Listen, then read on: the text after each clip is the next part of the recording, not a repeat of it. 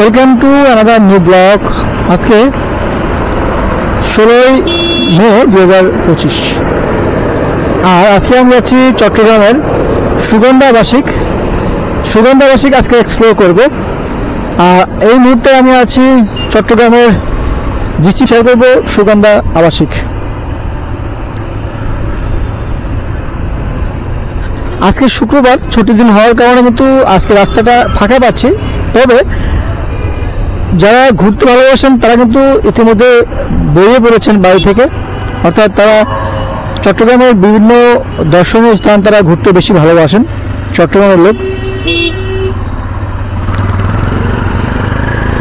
আর আমি চলে আসলাম চট্টগ্রামের প্রবর্তক মোড়।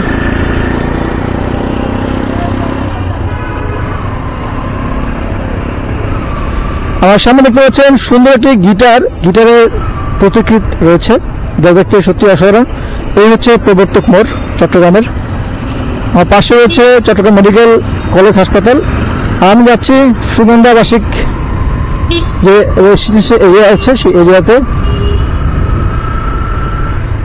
যেটা বলছিলাম, চট্টগ্রামের কিন্তু রাস্তাঘাট সত্যি অসাধারণ, খুবই পরিষ্কার পরিচ্ছন্ন এবং পাহাড় বেষ্টিত অঞ্চল হওয়ার কারণে কিন্তু আবহাওয়াটা বেশ চমৎকার।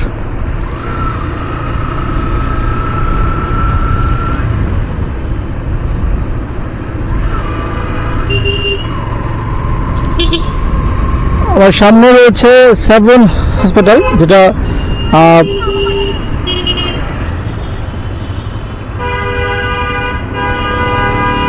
চট্টগ্রামের একটা মোস্ট এক্সপেন্সিভ হসপিটাল হচ্ছে এই সাবন। আপনারা জানেন যে সাবন হসপিটালের চিকিৎসা মান যথেষ্ট ভালো, তবে এক্সপেন্সিভ।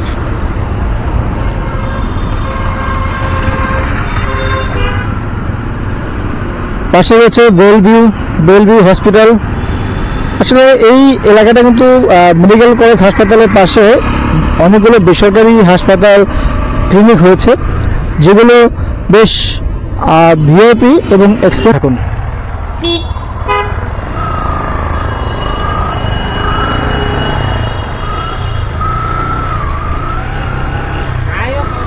বর্তমানে কিন্তু যেটা বেশি ভালো লাগে, চট্টগ্রামের বেশিরভাগ আবাসিক কিন্তু পাহাড়ের উপরে অবস্থিত। পাহাড় বেষ্টিত আবাসিকগুলো সত্যি দেখতে অসাধারণ, কারণ এখানে আপনার বর্ষা বৃষ্টির পানি কখনোই আপনাকে কোনো সমস্যা সৃষ্টি করবে না। দেখতে পাচ্ছেন আমি কিন্তু আস্তে আস্তে পাহাড়ের দিকে উঠছি। সামনে একটা সুন্দর কুকুর, ওয়াও, দেখতে পাচ্ছেন।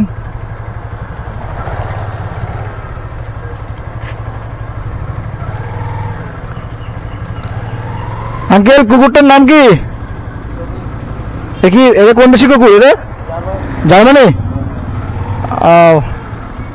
এর বয়স কত? 10 বছর। এটা কি ছোট থেকে নিয়ে আসছেন নাকি বড়? ছোট না? এটা একটা আছে।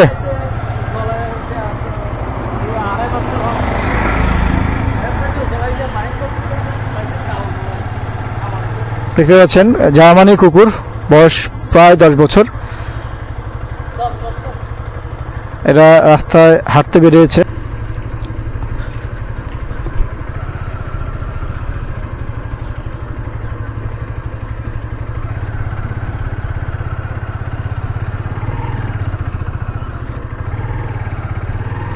দেখতে পাচ্ছেন এই আবাসিক এরিয়ার মধ্যে যে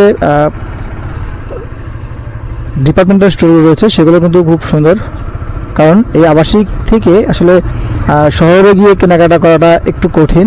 সেই কারণে তারা কিন্তু আবাসিকের মধ্যেই বিভিন্ন ধরনের পণ্য সামগ্রী বিক্রি করার জন্য ডিপার্টমেন্টাল স্টোর তারা দিয়েছে।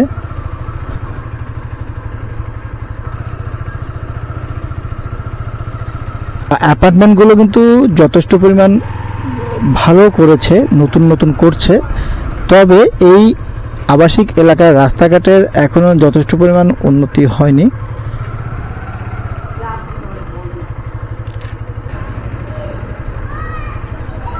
রোড নাম্বার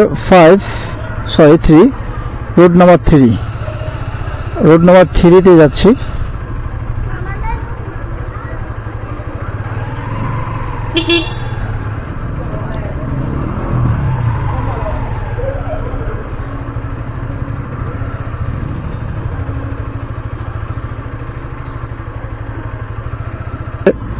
রোড নাম্বার 1 খ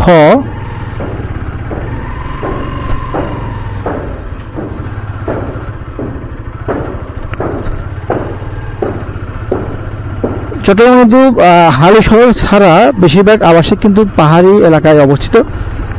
পাহাড় কেটে এই আবাসিকগুলো তৈরি করা হয়েছে, যার ফলে এই আবাসিক এলাকাতে ঝড় বৃষ্টি বন্যা কোনো প্রভাব থাকে না। দেখতে পাচ্ছেন আমি পাহাড়ের দিকে উঠছি।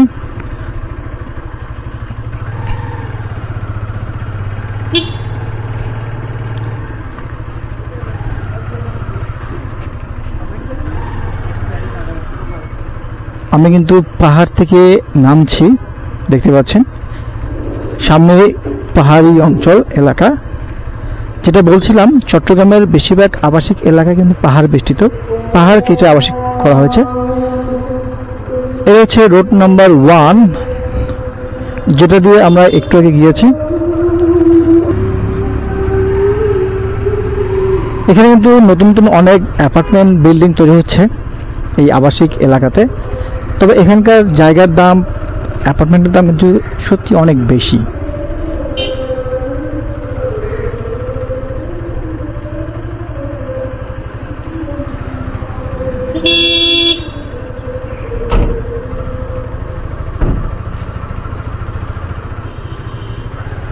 আর একটা বিষয় কিন্তু বলা ভালো যে এই আবাসিকগুলোতে কিন্তু বিদেশি ফরেনাররা কিন্তু বেশি থাকে, অর্থাৎ যারা বিভিন্ন গার্মেন্টসের বায়ার পজিশনে আছেন বা বায়ার অফিসে জব করেন, তারা কিন্তু এই আবাসিকগুলোতে বেশিরভাগ তারা থাকেন। খুলশি, তারপরে সুগন্ধা আবাসিক, এই এরিয়াতে তারা বেশি থাকেন।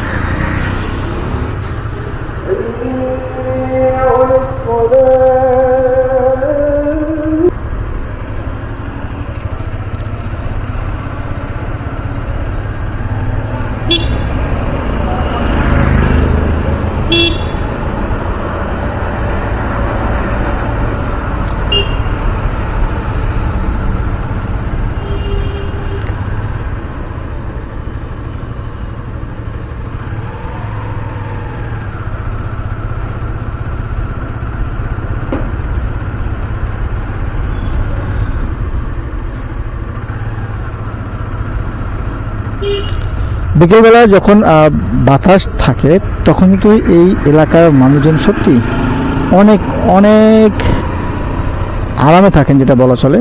কারণ আবহাওয়া যখন ঠান্ডা থাকে এবং বাতাস বয়, তখন এই এলাকার পরিবেশটা সত্যি চমৎকার হয়ে যায়।